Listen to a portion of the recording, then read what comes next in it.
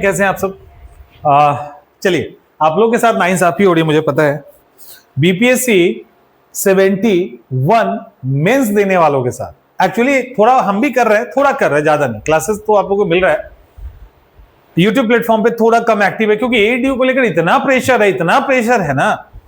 मतलब एडीओ के अलावा तो हमको क्या मतलब हम तो कर ही रहे हैं जो करना है आप लोगों के लिए, ऐप पे चल रहा है सब कुछ, लेकिन मतलब एडीओ को लेकर इतना ज्यादा पैशनेट हो चुके हैं बच्चे कि जिनको 71 का जिनको मेंस देना है वो भी एडीओ के पीछे पड़े हैं, एडीओ के पीछे पड़े हैं। ठीक है, जिनको मेंस देना है वो भी, मतलब उनको लगता है कि वहां तो होते होते हो गया, एडीओ में तो अभी करेंगे, कुछ महीने के बाद हो जाएगा। तो उस चक्कर में मतलब मेंस की तैयारी को कमजोर करके एडीओ कर रहे हैं। नहीं, ये ठीक नहीं है। ठीक है, देखो एग्जाम निकालना है, नो डाउट एग्जाम, अगर आप प्रीलिम्स क्वालिफाई कर रहे हैं तो आपको पूरा जान लगा देना चाहिए बीपीएससी 71 मेंस के लिए। हमने आपको कई बार कहा है आपके मेंस का 3 पिलर है। अच्छा, एक बात बताइए, जब हम किसी एग्जाम की तैयारी करते हैं तो हम वहां चोट क्यों करें जहां से सबसे कम आउटपुट आएगा? सबसे कम आउटपुट आएगा वहां पे एकदम लगातार प्रहार कर रहे हैं, और जहां से मैक्सिमम आउटपुट आएगा थोड़ा बोरिंग है, थोड़ा परेशान करता है, उसको छोड़ के भाग जाता है। ये समझदारी है? नहीं है, ये समझदारी नहीं है। चोट वहां कीजिए जहां से आप मैक्सिमम आउटपुट ले सके मिनिमम एफर्ट पे, है ना। कहां करोगे चोट मेंस के लिए? आप में से कुछ लोग जो हमको फॉलो करते हैं उनको तो पता है सर क्या आप बोलने वाले हैं, वही बोलेंगे अभी। डाटा इंटरप्रिटेशन, एस्से और आंसर राइटिंग, बस कहानी खत्म, कहानी खत्म। इतना ही करना है। क्यों करना है समझिए। यहां अगर आपने एफर्ट लगा दिया 72/72, कोई नहीं रोक सकता है। यहां एफर्ट लगा दिया 160 प्लस जा सकता है आसानी से। अब ये 160 प्लस की बात हम कर रहे हैं तो आपको लगता होगा 160 प्लस ही। देखो इससे पे जोड़ क्यों है मेरा, क्यों रहता है?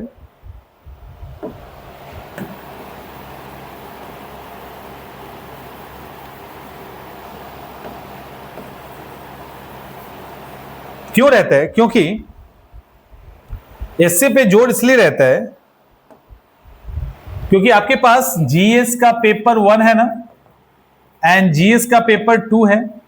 आपको जो मर्जी कोई भी चीज आप सोच लीजिए, आप या कुछ भी आपको जो सोचना है सोचिए। आप मॉडर्न हिस्ट्री का सोच लीजिए, आप करंट अफेयर सोच लो, आप डीआई सोच लो, आप साइंस एंड टेक सोच लो, आप पॉलिटी सोच लो, आप ज्योग्राफी सोच लीजिए, आप इकोनॉमिक्स सोच लीजिए, जो भी सोचना है सोच लीजिए। जो सब्जेक्ट आपको सबसे आसान लगता है उसी को सोच लीजिए, छोड़ दीजिए। और सोच लिया, सोच लिया ना, उसको तैयार करने में जितना समय लगेगा ना उसके 25% समय में आपका उसका जितना एक सब्जेक्ट जो सोचना है उसका 25%, जितना मान लो 100 घंटे दे रहे हो ना तो यहां 25 घंटे देना पड़ेगा। उसमें आप पूरा एक पेपर सही कर लेते हो, और वो पेपर जो स्कोरिंग है, वो पेपर जो सीधे बूम से आपको ऊपर उठा देगा और सिलेक्शन दिलवा देगा, सीधा सिलेक्शन दिलवा देगा, और सिलेक्शन भी नहीं दिलवाएगा, आपको वो पोस्ट दिलवा देगा जो आप चाहते हो। ये कैलिबर है, ये ताकत है इस एस्से के अंदर। और तैयारी कितना मांग रहा है समय? किसी भी जीएस में कितना पेपर, अगर हम मोटा मोटी छोड़ दें तो कम से कम 3 पेपर है ना, मोटा मोटी हम जोड़ लेते हैं, यहां पे कम से कम 4 पेपर है। आप सोचिए 3 पेपर है यहां, एक पेपर का 25% समय में आप यहां एस्से को कंप्लीट कर रहे हैं। लेकिन सबसे बड़ा बेवकूफी हम करते हैं इससे, कहानी खत्म। ठीक से करते नहीं, लास्ट में जाके लिख देते हैं, कुछ से कुछ नंबर आ जाता है, कोई बात नहीं। तो हम यहां क्यों नहीं जोड़ लगाए, और लगाते समय डर लगता है ना लिख पाएंगे कि नहीं। ये सब नौटंकी है। यकीन मानिए कि खुद को धोखा दे रहे हो, इससे ज्यादा कुछ नहीं है। सबसे आसान काम है इससे लिखना। और आप में से कहोगे नहीं सर पहले पढ़ेंगे तब ना लिखेंगे, लिख दो ना गाय पे, लिखो गाय पे। लेकिन एकेडमिक एसे और कॉम्पिटिटिव एग्जाम के एसे में अंतर होता है। आप गाय चौपाया जानवर है, 4 पैर होता है, दूध देती है, फलाना दिमाग का, ये चलता है बच्चों के हिस्से में। कॉम्पिटिटिव एग्जाम में बहुत चीज बदल जाएगा, हम करके दिखा देंगे आपको बाद में। तो इससे मजबूत कीजिए। तीसरा हम आंसर राइटिंग कहते हैं। आंसर राइटिंग से आपका जीएस का पेपर 1, जीएस का पेपर 2 और साथ में एसए में भी मदद करेगा। आपने, और हमारे यहाँ क्या है बिहार में, खास करके बिहार में अव्वल दर्जे के नमूने सब है। मतलब ऐसे ऐसे नमूने हैं ना कि मेंस प्रीलिम्स को बर्बाद कर लेते हैं, लिटरली बर्बाद कर लेते हैं। और ऐसा नहीं है कि उनमें टैलेंट नहीं है, पूरा टैलेंट, बढ़िया पढ़े हैं। पूछोगे तो एक भी फैक्ट्स और कॉन्सेप्ट को नीचे गिरने नहीं दें। आप बोलो नहीं कि जवाब आ जाएगा, लेकिन जब कलम थमा दो तो हालत खराब हो जाती है। अच्छे अच्छे स्टूडेंट की हालत खराब हो जाती है। और लिख के दिखाएंगे तो बेइज्जती होगी, क्योंकि हम तो बहुत पढ़े लिखे हैं, हम तो बहुत टैलेंटेड हैं, हमारा तो चलता है, ऑरा है हमारा। आंसर राइटिंग करें और पता चल गया तो मामला गड़बड़ा जाएगा। ऐसे ऐसे स्टूडेंट जिनका लिटरली अच्छा पकड़ है कंटेंट पे, लेकिन जब लिखने के लिए देते हैं तो प्रेजेंटेशन, फ्लो, कुछ से कुछ लिख देना बड़ा ही आम। आप में से भी अधिकांश लोग ऐसे होंगे, इस बात का चैलेंज कर सकते हैं। और इसको बहुत आसान है इसको ठीक करना और चेक करना भी। पहले चेक कर लीजिए, तब हमारी बात को मानिएगा।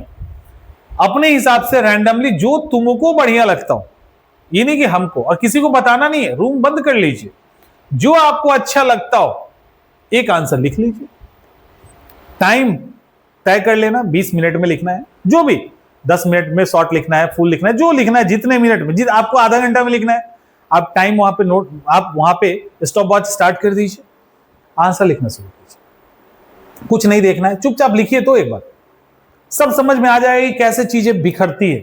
आपको पता है आंसर राइटिंग सिखा देने के बाद जब live answer writing session start होता है ना, तो जो बच्चे सीख चुके हैं, बहुत अच्छा लिख रहे हैं, सब कुछ बढ़िया है, एक पेज तक नहीं जा पाता है। 20-20 मिनट हो जाता है, एक पेज नहीं जाता है लाइव आंसर राइटिंग के दौरान। उनको लिखने आता है, लेकिन जब उसके सेकेंड फेज में हम पहुंचे और जब वहां चेक किया तो वहां पे फिर गड़बड़ी होती है। लेकिन जब एक बार live answer writing session cross हो जाता है तो उनको कोई नहीं रोक सकता है किसी भी एग्जाम में आंसर राइटिंग करने से या कुछ भी लिखने से। तो आंसर राइटिंग इंपॉर्टेंट है, क्योंकि आपको अभी लग सकता है आप अच्छा लिख लेंगे यदि आप अच्छा पढ़ेंगे, तो यह सबसे बड़ी गलतफहमी है। और आंसर राइटिंग नहीं करोगे तो पेपर 1 और 2 दोनों में नंबर नहीं मिलेगा ही नहीं। यह तय है कि आप लिखोगे एग्जाम हॉल में, घर में भले आपका कलम ना चले, एग्जाम हॉल में कलम चलेगा। लिखो कुछ भी वो अलग बात है, लेकिन लिख दोगे और खुश होके आ जाओगे, नंबर नहीं मिलेगा। आंसर राइटिंग पे पूरा जोर लगा दीजिए, पूरा ताकत लगा दीजिए। अगर ये ठीक हो गया ना, तो लास्ट का 15 दिन भी आपके पास है ना, तो जीएस सिर्फ डीआई को छोड़ दे तो पेपर 1 और 2 को तैयार करवाने की गारंटी हमारी। सिर्फ इसको कर लिए ना आंसर राइटिंग इंप्रूव, तो 15 दिन अगर आपका बचा है तो कोई रोक नहीं सकता आपका मेंस का रिजल्ट। और ये हम चैलेंज कर रहे हैं चैलेंज कर रहे हैं। लेकिन आपके पास 1 महीना भी रहेगा, आप पूरी तरह से तैयार हैं और आपने आंसर राइटिंग नहीं किया तो आपका रिजल्ट नहीं आएगा, इस बात का भी चैलेंज है। और ऐसा नहीं है कि ये मैं हवा हवाई की बातें कर रहा हूं, ऐसे हजारों स्टूडेंट आए हैं, एग्जाम दिए हैं, नहीं हुआ है। और ऐसे सैकड़ों स्टूडेंट 15 दिन, 20 दिन, 30 दिन में कंटेंट पे कमांड किए, आंसर राइटिंग इंप्रूव कर चुके थे, कमांड किए और रिजल्ट निकाल के दिए हैं।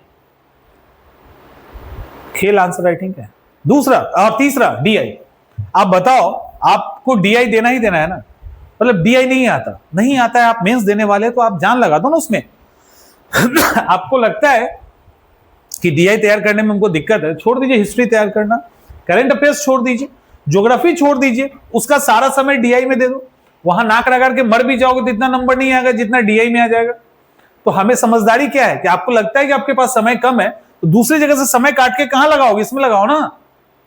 इसमें लगाओगे तो नंबर भी आएगा, इसमें लगाएंगे तो आपको 72 में 72 आएगा। और ऐसी नौबत अभी आपके पास नहीं आई है, आपके पास पूरा समय है, स्टार्टिंग में निपटा दो ना इसको। पूरा जो अक्टूबर है ना, ये सॉरी अक्टूबर, हाँ अक्टूबर, इसमें सिर्फ 3 काम आप कर दीजिए। आपका अगर रिजल्ट रुक जाता है तो आप बताइएगा फिर अक्टूबर महीने में। और ये जो अक्टूबर महीना है ये तीनों काम आपका हो जाएगा, इस महीने में तीनों काम हो जाएगा। पहला डीआई ठीक कर लो, दूसरा एस्से ठीक कर लो, तीसरा आंसर राइटिंग ठीक कर लो, और तीनों का तीनों ठीक हो जाएगा। तीनों का तीनों इस एक महीने में मतलब आराम से ठीक हो जाएगा, समय बच भी जाएगा आपके पास। और इसके बाद कोई रोक ही नहीं सकता है, फिर कुछ है ही नहीं। यकीन मानिए उसके बाद आपके जीए आपका मेंस कुछ रहता ही नहीं है, कुछ नहीं है, गारंटी के साथ कहते हैं। ये 3 कर लिए, रिजल्ट आपका आपके पॉकेट में होगा। यहां पे कंटेंट आपको नहीं रोकेगा, इस बात का चैलेंज हम कर रहे हैं, यहां से चैलेंज कर रहे हैं। लेकिन ये 3 तैयार होना चाहिए। ये 3 छूट गया, अब जितना पढ़ना है पढ़ो ना, जिसके यहां पढ़ना है पढ़ो, रिजल्ट नहीं आएगा ये भी चैलेंज यहीं से करो। इसीलिए मौका है, अच्छे से तैयारी करो और एकदम रगड़ के निकालो एग्जाम। सब कुछ क्लियर है, और ढीलापन मत दीजिए क्योंकि समय बहुत नहीं। जब रिजल्ट आ जाएगा तो प्रेशर क्रिएट होगा, एग्जाम जल्दी होना है ना, तो फिर प्रेशर, जनवरी में एग्जाम हो जाएगा तो फिर आपको दिक्कत हो जाएगी। इसीलिए तैयारी अच्छे से कीजिए, समय है, अक्टूबर का महीना इसको दे दीजिए, उसके बाद देखिए रिजल्ट कहाँ है। मिलते हैं नेक्स्ट।